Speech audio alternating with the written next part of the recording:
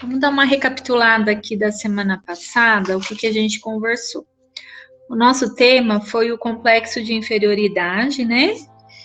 Onde a gente tinha aquele desafio de estar identificando se a gente sente, se a gente tem o complexo, né? Porque o sentimento, em todo momento da vida a gente pode ter, né?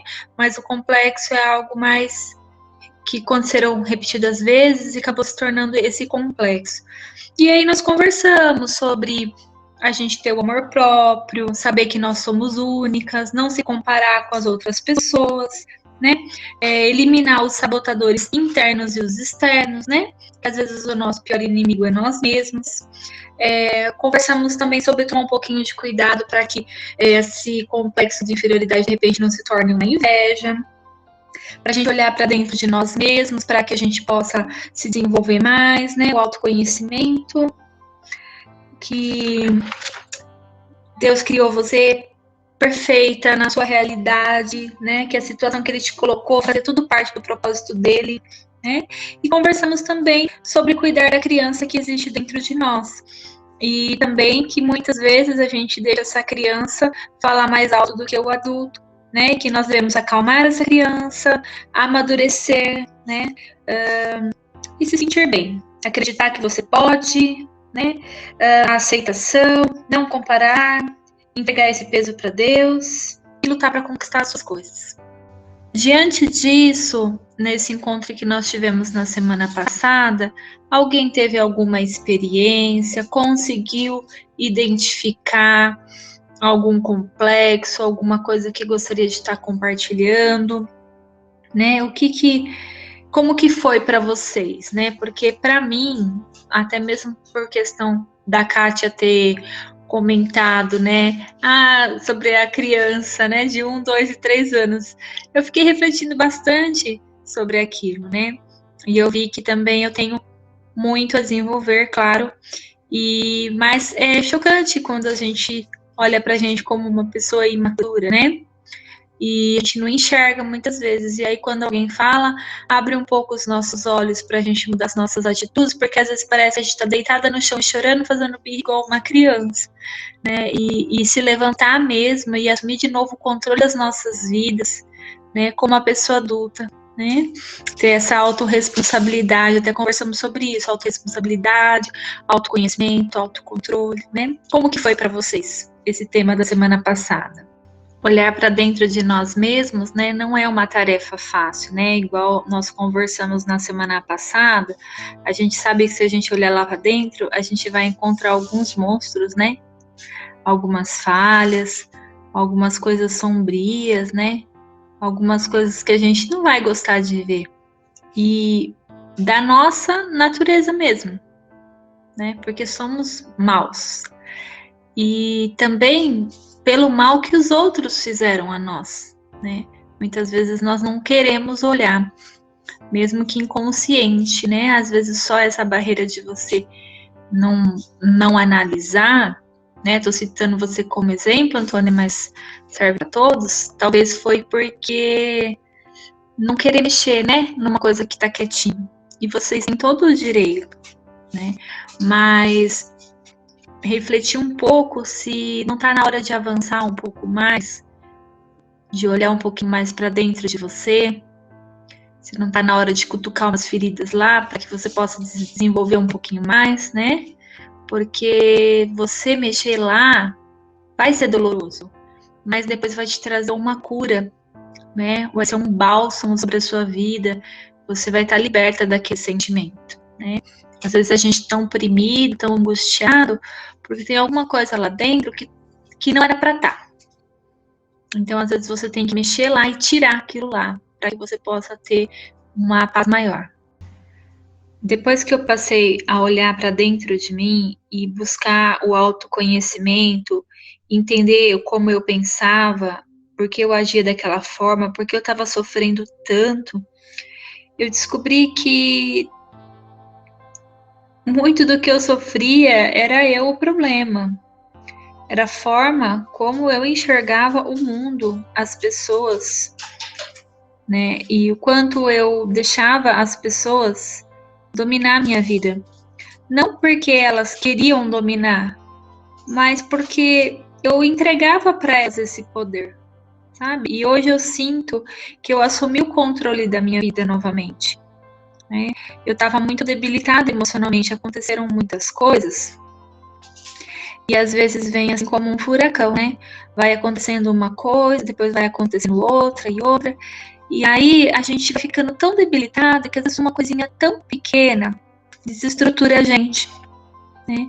E aí nessa busca eu acabei descobrindo que muito, muito mesmo era a culpa minha por soltar muito o controle da minha vida. Se você soltar o controle da sua vida, alguém vai pegar ele. Sabe? Então, às vezes, você está sofrendo tanto porque você está deixando muito as pessoas controlar a sua vida. Então, assim, o controle da sua vida tem que estar nas mãos de Deus. E Deus nos deu autoridade. Então, é você que vai controlar a sua vida. E é Deus. E aí você entrega para Ele. Não é pai, não é mãe. Não tô falando aqui para quem é de menor, tá? Tô falando aqui para os adultos. Né? Que às vezes a gente é casado, a gente tem filho, e a gente está deixando ainda os nossos pais, o nosso sogro, a nossa sogra, dominar a nossa vida, né? Então, refletir um pouco sobre isso, né? Será que realmente eu que estou fazendo as escolhas? Né? Ou será que tem alguém o tempo todo querendo dominar a minha vida, né? Assume as rédeas de novo e tome uma postura assertiva e se levanta da onde você está. Uma experiência que eu tenho com Deus é assim: todas as respostas que eu preciso, eu encontro no amor de Deus. Aí nessa passagem fala sobre o amor, que Deus é o amor. Gente, Ele é o amor, Ele não tem o amor, Ele é o amor. Sabe? Então, olhando para dentro de você, você sabe que você precisa se amar. E se tá faltando esse amor próprio, mergulha na presença de Deus, porque você vai encontrar o amor. E Ele é de graça. Estar na presença de Deus é uma graça. Estar mergulhado na presença de Deus vai te trazer um alívio. Você vai ser impactado pelo amor dele. E às vezes a gente não consegue entender, enxergar que é muito simples mergulhar na presença de Deus. Eu não dependo que tenha um culto na igreja para que eu possa mergulhar no amor de Deus. Nós estamos no meio de uma pandemia e nós podemos buscar o amor de Deus em qualquer lugar, porque nada vai separar do amor de Deus. Então, não são as pessoas, nada, não tem desculpas para você não entrar no amor de Deus. Você nem precisa sentir a princípio, porque esse amor está lá, a presença dele está lá, é só uma entrega, é um relacionamento. Falar que você ama a Deus, não ter relacionamento com Ele, é algo estranho, né? Se você tiver uma pessoa que você diz que ama e não tem um relacionamento com ela, será que ela vai se sentir amada? Coisas para que nós possamos refletir. Sabe quando tudo tá ruim? O marido tá complicado, o filho tá complicado, no serviço tá complicado, na igreja tá complicado, a vizinha tá complicado. Não é o exterior, gente. Somos nós. Quando tudo tá ruim, é porque somos nós, porque é o nosso olhar que tá ruim. E aí a gente precisa se limpar, se lavar, renovar. E isso é só na presença de Deus. Pedir perdão, tirar esse lixo para fora. Renovação da mente.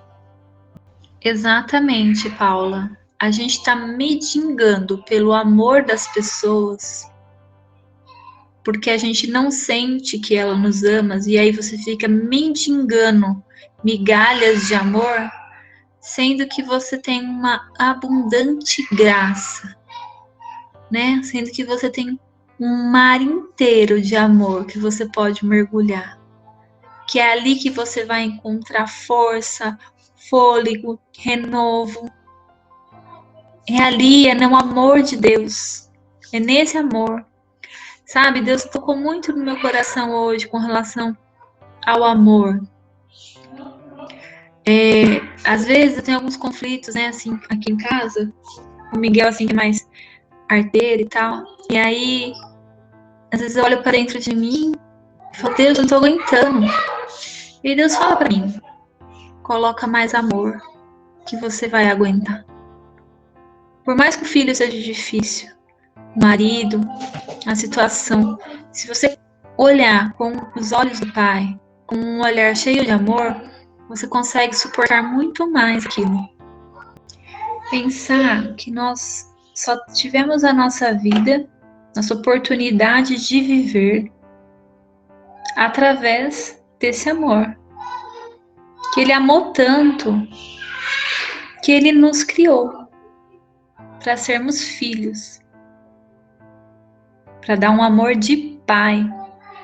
Que muitas vezes o seu pai não foi uma referência para você, mas esse pai é um pai amado, é um pai tão cheio de amor para dar, tão misericordioso.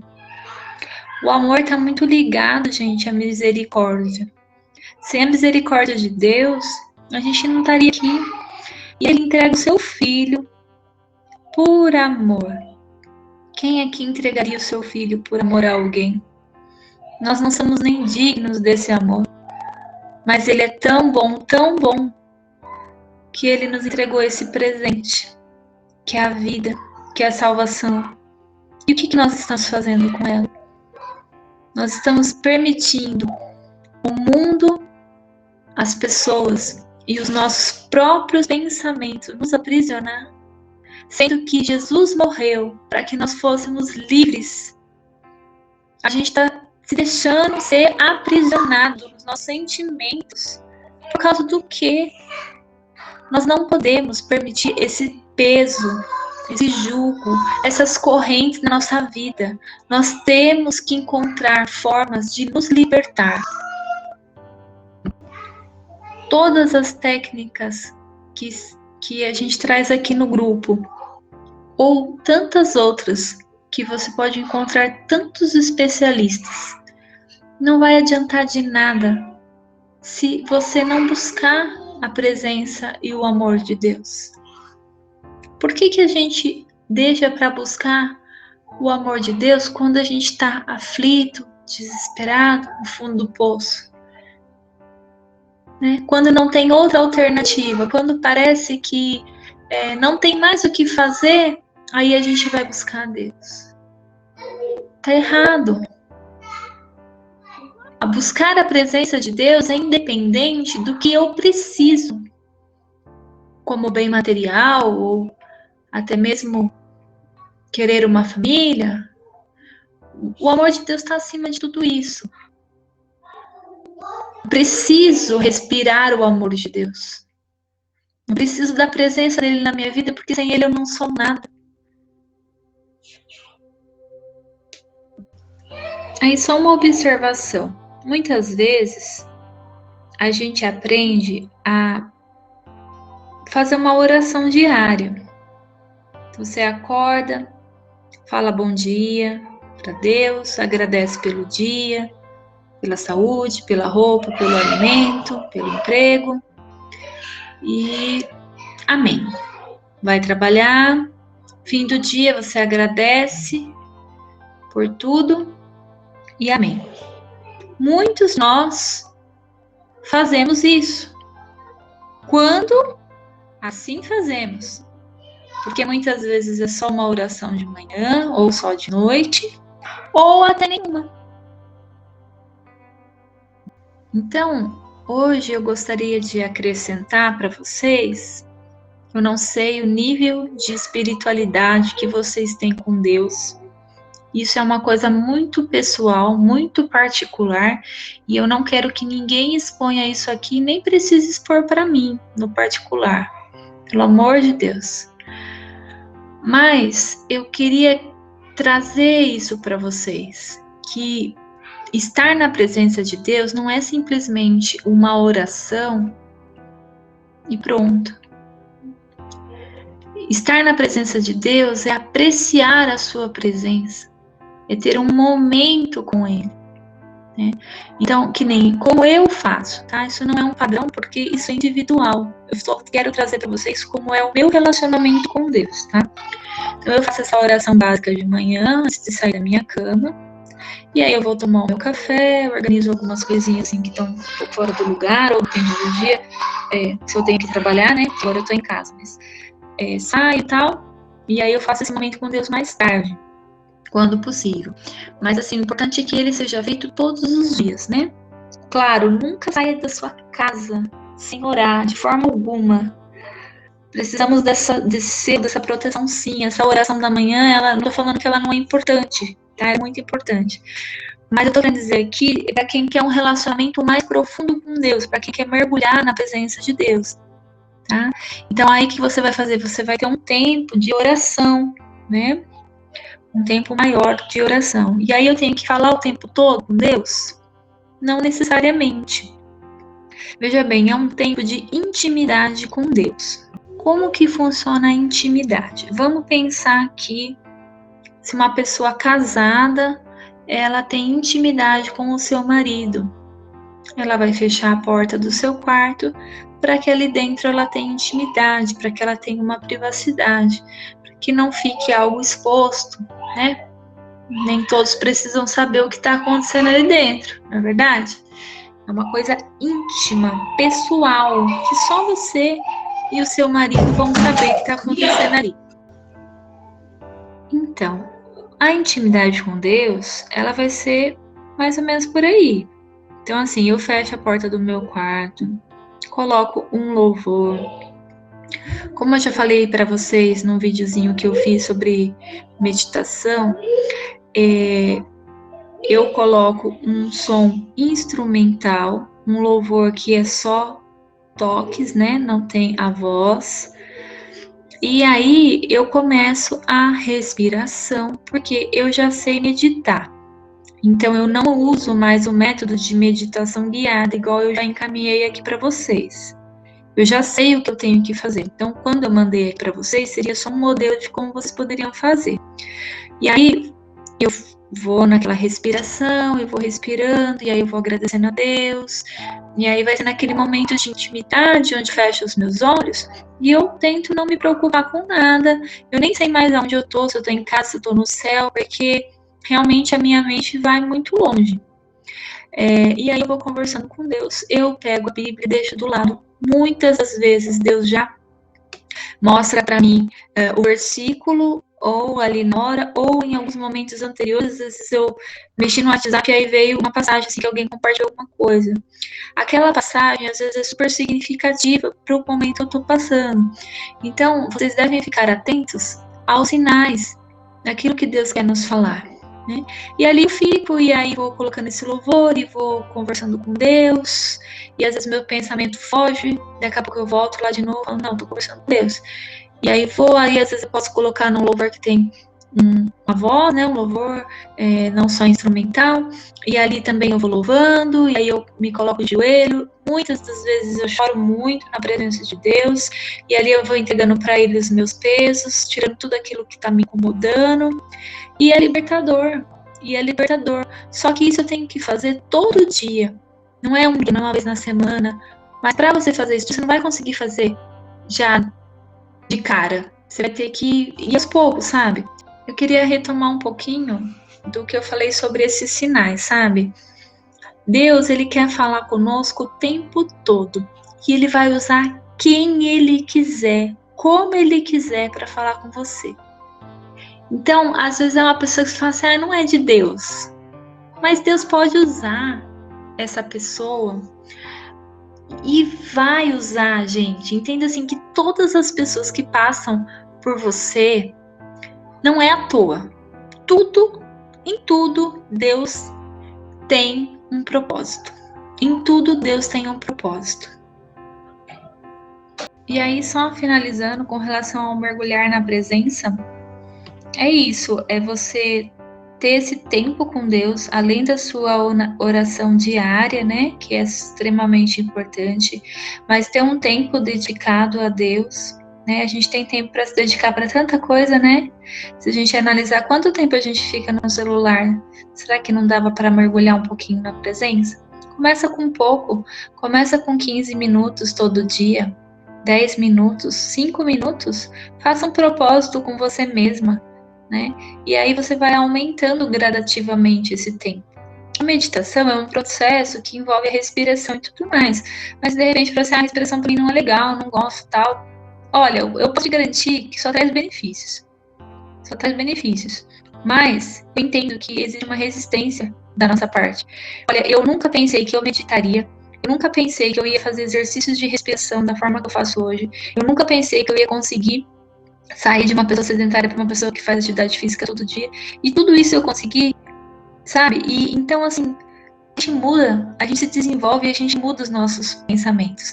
Então, de repente, você não consegue a respiração ainda, porque eu creio que um dia você vai chegar lá. Mas, assim, tenha esse momento com Deus. Abra seu coração. Se tiver muito difícil, só dá chorar, chora. Mas você teve aquele momento com Deus, entende? Você não pode abrir mão desse momento com Deus. E aí, entre essa oração inicial, esse momento com Deus, essa oração do fim do dia, o tempo todo você tem que estar conectado. O tempo todo você tem que estar em oração, você tem que estar ligado no céu. Entende? Você não pode desligar. Tipo, agora acabou a oração, acabou Deus na minha vida. Não, Deus está com você o tempo todo. Ele vai acompanhar você o tempo todo. O tempo todo ele vai falar com você. Fica conectada com Deus. Qualquer versículo que chegar no seu celular não é à toa. Entenda isso. O que você vê no Facebook, qualquer coisa, o que vem à sua mente, se o que alguém te falar, você fala assim, nossa, isso está na palavra de Deus. Isso é Deus falando com você. Tenha um caderno com Deus. Eu sou a pessoa dos cadernos, né? Já falei pra vocês. É o caderno do sentimento, é o caderno com Deus, é o caderno... Gente, o meu marido fala, pra que tanto caderno, mulher? Eu achei pessoa louca. Vocês vêm aqui na minha mesa agora, vocês vão ver uns 15 caderninhos. Cada caderninho tem um propósito. Então, assim, tenha pelo menos um caderninho pra vocês anotarem essas coisas, sabe? E é isso. E tenham esse relacionamento com Deus, que é uma experiência incrível, impactante. E vocês vão conseguir vencer tudo na vida de vocês, mergulhados na presença de Deus. Glorioso Deus e eterno Pai, muito obrigada, Senhor, por esse encontro, onde tivemos vidas preciosas aqui presentes. Vidas, Senhor, que também não puderam estar conosco, mas que estavam em espírito de oração, que estavam nas suas casas com seus afazeres. Pai, vai de encontro agora com cada uma dessas vidas, por cada vida, Senhor, desse grupo. Visita o seu lar agora, derramando, Senhor, do seu bálsamo, para que esse seu grandioso amor preencha o coração de cada uma delas. Em nome de Jesus Cristo, traga, Senhor, a proteção que vem do Senhor, a proteção sobrenatural sobre as nossas casas, sobre as nossas famílias, sobre as nossas vidas, Pai. Nos proteja desse vírus terrível. Abençoa, Senhor, aqueles que estão no hospital lutando pela vida, Pai. Em nome de Jesus, Senhor, abençoa que logo venha a cura para que nós possamos, Senhor, sair novamente dos nossos lares e nos reencontrar.